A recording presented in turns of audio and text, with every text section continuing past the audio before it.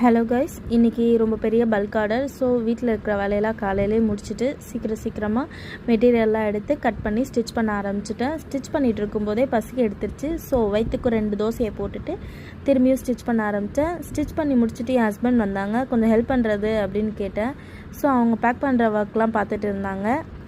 இந்த orders அமேசான்லேருந்து வந்திருக்கிறதுனால invoice copy, sticker எல்லாத்தையும் ready பண்ணிகிட்டு இருந்தோம். பிரிண்ட் எடுத்துகிட்டு இருந்தேன் நான்.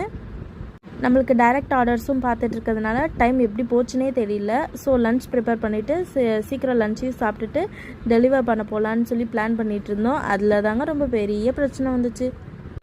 பைக்கை ஸ்டார்ட் பண்ணி பார்த்தா பைக்கும் ஸ்டார்ட் ஆகலை. ஸோ இது ஏதோ ப்ராப்ளம் போலன்னு சொல்லிவிட்டு சரி அதை விட்டு தள்ளு, முதல்ல பேக் பண்ணுற வேலையை முதல்ல பார்ப்போன்னு சொல்லிவிட்டு தேங்க்யூ கார்டெலாம் ரெடி பண்ணி நான் எப்பயுமே ரிவ்யூ போட சொல்லி கஸ்டமர்கிட்ட கைண்டாக கேட்பேன். அவங்களும் ரிவ்யூ பண்ணுவாங்க. அதுக்காக தான் நான் இந்த தேங்க்யூ கார்டெலாம் போட்டுகிட்டு இருப்பேன்.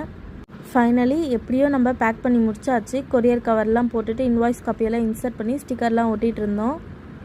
எல்லாமே ஒட்டி முடித்ததுக்கப்புறம் டெலிவரி பண்ண போகலான்னு சொல்லிவிட்டு எல்லாமே பேக் பண்ணி வச்சாச்சு.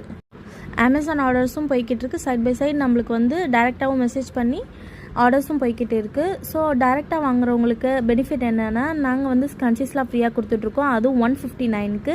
அமேசானில் வாங்கினா 179. நம்மக்கிட்ட டைரெக்டாக மெசேஜ் பண்ணி வாங்கினா 159 ஒன்லி. ஸோ மறக்காமல் டிஎம் பண்ணுங்கள். உங்களுக்கு நம்ம ஸ்க்ரன்ச்சீஸ் பிடிச்சிருந்தா பர்ச்சேஸ்